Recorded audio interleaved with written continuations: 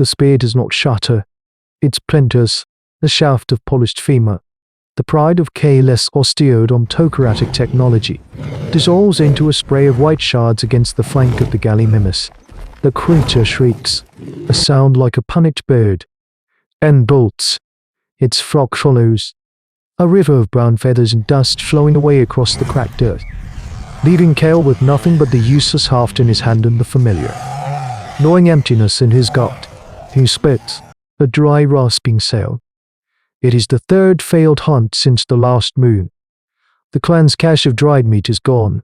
The children's cries are thinner now, sharper. He turns back towards the caves carved into the sandstone cliff, his shoulders slump. The sun beats down, a merciless eye in a bleached white sky. This world, this slice of prehistoric life, offers no pity. The others are waiting at the cave mouth, their dark eyes following his slow approach. No one asks. His empty hands are the only answer they need. Duna, the old matriarch whose face is a map of scars and seasons, takes the broken spear from him. She runs a thumb over the splintered end.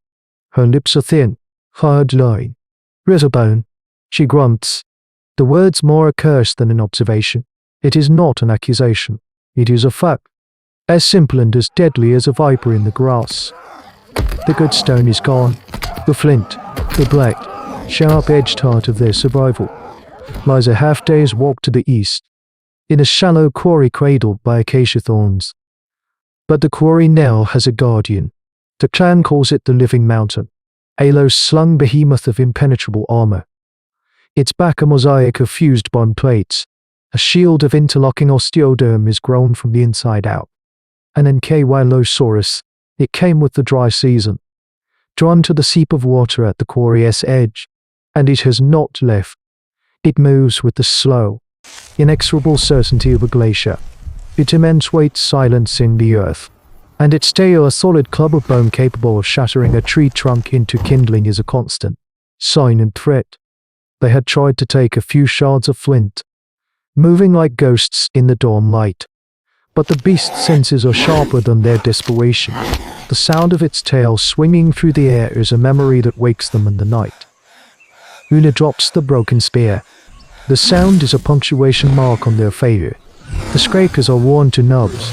Another hunter, Brr, says, his voice rough. We cannot even properly clean a hide. The evidence is all around them. Tools made of lesser stone, mudstone that crumbles, and bone that splinters. Their whole world of primitive technology is failing. These ancient humans are masters of their craft, but a craftsman is nothing without his materials. They are being slowly, methodically disarmed by a single, walking fortress. The creature does not hunt them. It does not hate them. It simply exists. Its territorial claim a death sentence delivered with complete indifference. Una stares out past the parched riverbed, her gaze fixed on the distant rise of land where the quarry lies. Her eyes, which have seen more than 60 seasons of this brutal existence, narrow. She sees the unmoving beast, and beyond it, the black stone that means the difference between a future and a collection of sun-bleached bones. The first attempt is born of arrogance and hunger. They try to scare it. Kill. No. And for others creep toward the quarry at dawn, their hands full of large stones. The plan is simple, almost insulting in its naivety. Make a terrifying noise, and the beast will lumber away. They have seen it work with smaller dinosaurs, but the living mountain is not a lesser creature. As they begin to hammer the rocks together, the percussive sound sharpened daily and in the morning quiet. The Ankylosaurus simply lifts its massive head. It chews a mouthful of cycad leaves with a wet, grinding motion. Its small eyes, buried in folds of armored skin, regarding them with utter disinterest. It is like trying to frighten a cliffside. Frustration makes Mar reckless. He darts forward, screaming a challenge, and hurls a heavy stone that clangs uselessly off the creature's armored flank. The response is not anger, it is reflex. The great tail, that fused club of bone, does not swing so much as its MP moves, a pendulum of continental force. It doesn't strike Mara. It doesn't need to. The wind of its passage, a deafening whoosh of displaced air, catches him and throws him like a dry leaf. He slams into a basalt outcrop 20 feet away. The sound his body makes is a wet, final crack. The silence that follows is heavier than the mountain itself. They drag him back to the caves. A broken chain of dangling limbs, his life leaking into the dust. He is not dead, but a part of him is gone forever. The clan now has another mouth to feed that cannot hunt. This is the turning point. Despair settles over the caves like a physical shroud, cold and suffocating. The failure is absolute, the cost unbearable. For 2 days, no one speaks of the quarry. They eat roots and the last of the tuft. Stringy lizards the children can catch. The air thickens with the unspoken ruth. They will have to leave, to abandon the caves their people have held for generations and venture into unknown lands, hunted and vulnerable. This moment, this choice, is a fulcrum upon which their entire hominid history balances. Una watches it all. She sits unmoving at the cave mouth, her gaze lost in the shimmering heat rising from the riverbed below. She observes the way the water has carved away the bank, creating soft, undercut ledges. She watches a young triceratops test the edge with a cautious foot before backing away. She remembers the stories of the wet season, when the ground becomes a hungry mouth. On the third evening, she gathers the hunters. Her voice is low, raspy, but it cuts through the gloom. The stone does not feel fear. She begins, her eyes finding careless. It feels only its own weight. We cannot break its armor, so we will break the world beneath it. She picks up a charred stick and draws in the dirt. A long rectangle. A path leading from the quarry. A spot near the treacherous riverbank. Here, she says, her fingers stabbing the drawing. Here the earth is soft. It is a lie. We will make the lie deeper. The plan unfolds, a thing of breathtaking audacity. They will not fight the beast.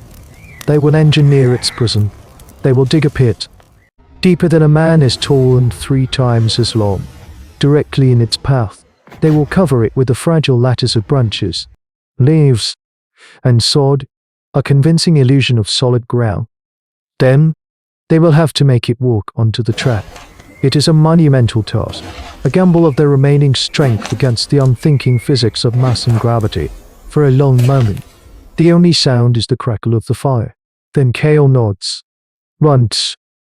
It is the only answer. Hope, sharp and dangerous, returns to the cave. The digging is a silent, desperate war against the earth. They work only in the darkest hours, between the setting of the moon and the first grey hint of dawn, when the living mountain is a motionless shadow on the horizon. Using fire-hardened digging sticks and the broad, paddle-like shoulder blades of a long-dead Stegosaurus, they tear at the soil. It is a slow, agonizing process. The scent of their sweat mingles with the damp smell of overturned dirt. Every scraped hand, every aching back is a prayer offered to Anna's mad vision. They are not merely digging a hole. They are shaping a weapon out of the landscape itself, the ultimate expression of primitive technology. These Homo habilis, these handymen, are remaking their world one handful of dirt at a time. The pit grows, a rectangular wound in the earth, its depth the secret only they and the darkness know.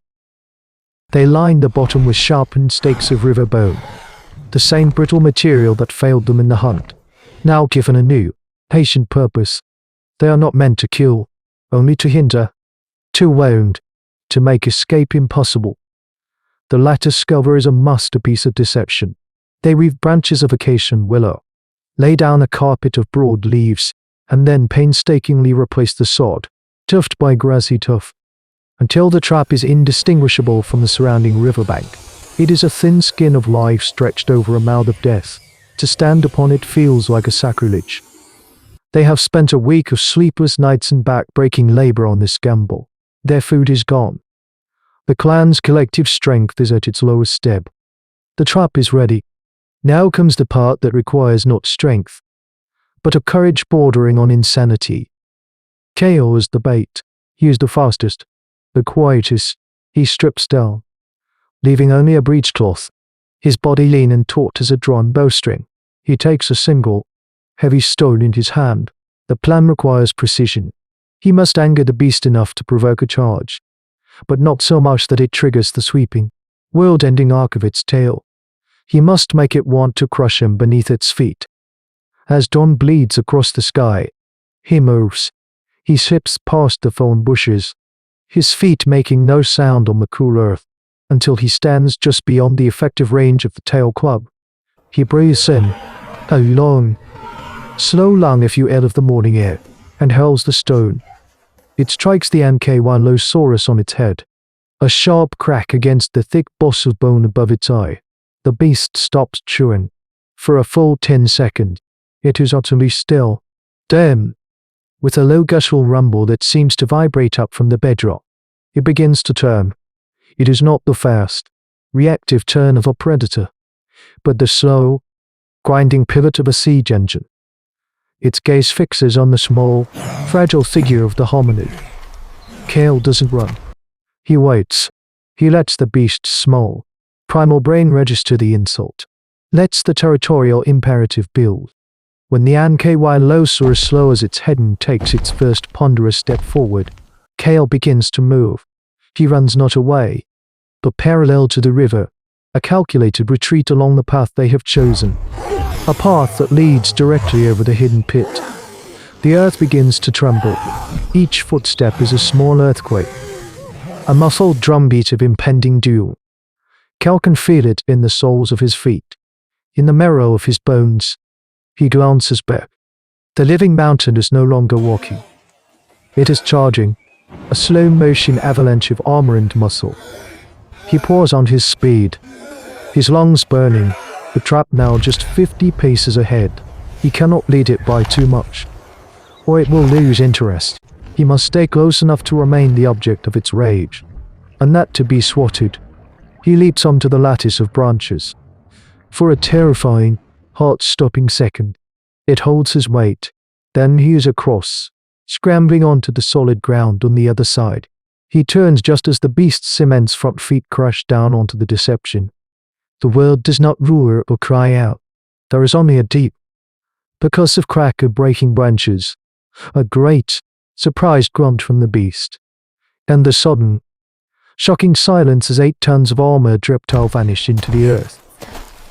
The silence that follows is profound. The clan creeps to the edge of the pit and peers down.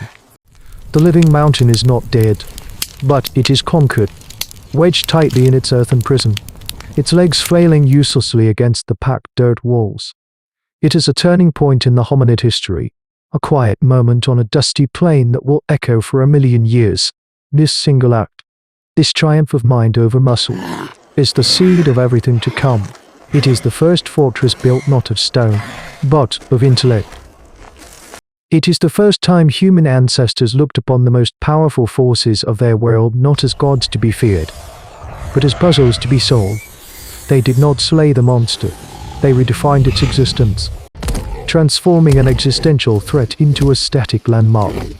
This is the birth of the audacious idea that a creature with nothing but a clever brain and a cooperative hand could not just survive in a world of titans, but could, one day, inherit it. Their victory is not one of fire and bronze, but of dirt, deception, and the dawning, terrifying power of foresight. How many such gambles were lost in the deep mists of prehistory? We will never know. But this one was won, and in its winning, the blueprint for humanity's unlikely dominion was irrevocably drawn. In the shadow of a living mountain, the age of clever hands had begun. A whisper travels on the wind, a story of a clan that does not run from the sky's hunters, but seeks to bargain with them.